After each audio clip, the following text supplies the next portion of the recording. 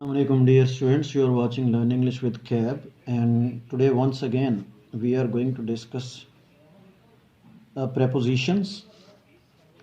आज हम लोग बात करेंगे certain words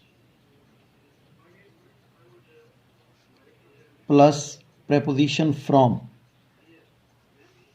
जैसे if you remember आप लोग different from यूज़ करते हैं, आप लोग separate from यूज़ करते हैं, abstain from यूज़ करते हैं. तो if I say that our sons are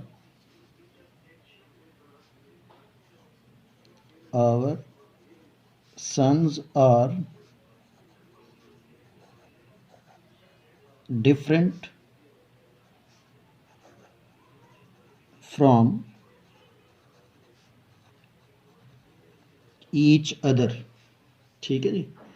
इसी तरह से if I say that drivers must abstain from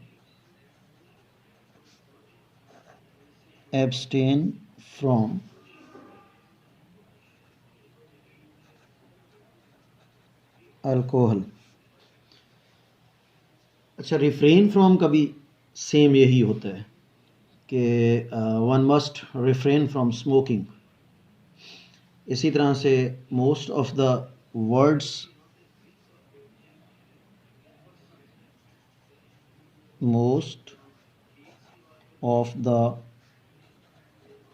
words in English are derived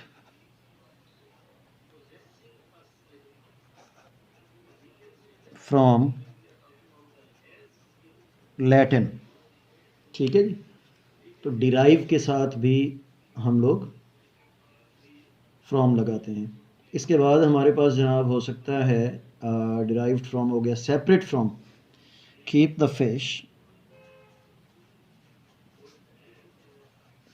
the fish separate from the other food.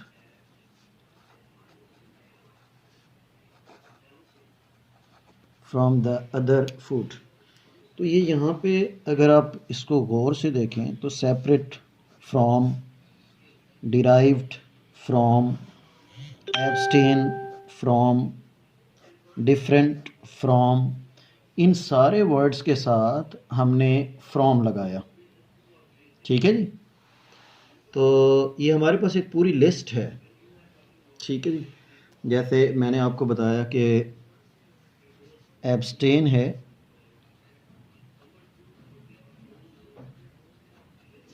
Refrain है,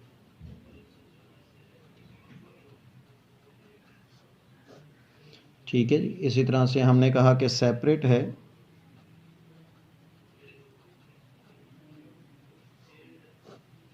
इसी तरह से हमारे पास जनाब इसके लिए प्रिवेंट हो सकता है.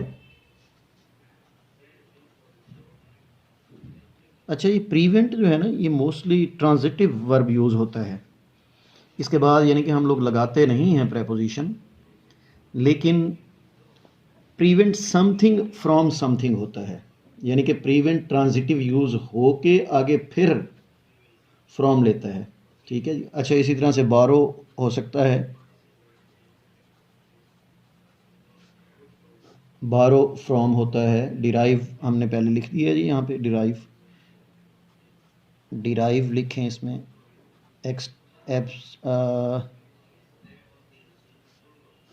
इसमें इसके अलावा जनाब हमारे पास बारो, डिराइव, एक्सट्रैक्ट हो सकता है.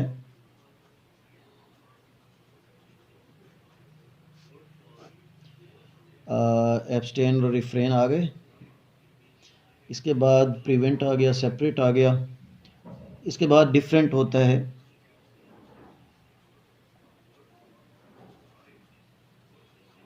अच्छा, ये जो डिफरेंट है ना, ये डबल यूज़ होता है इसका.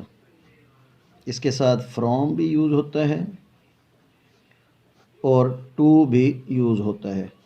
अच्छा, कहीं पे इसके साथ देन भी यूज़ होता है। तो ये जो इसके साथ फ्रॉम और टू है, ये तो बड़ा कॉमन है, लेकिन ये जो देन है ये लेस कॉमन है और ये अमेरिकन यूज़ होता है जी। ठीक है जी, ये अमेरिकन इंग्लिश के अंदर यूज़ होता है, तो लेस कॉमन फैशन में है। बाकी इन सारे वर्ड्स के साथ आप लोग फ्रॉम ही यूज़ करेंगे। मोस्ट प्रोबेबली इन सारे वर्ड्स के साथ आप फ्रॉम यूज़ करेंगे। ठीक हो गया जी। तो once again I repeat it, abstain, refrain, separate, prevent, borrow, derive, extract, different, all these are followed by the preposition from. Then that was all from my side for today. Thank you very much for watching Learn English with Cab. We'll see you tomorrow inshallah. Take care.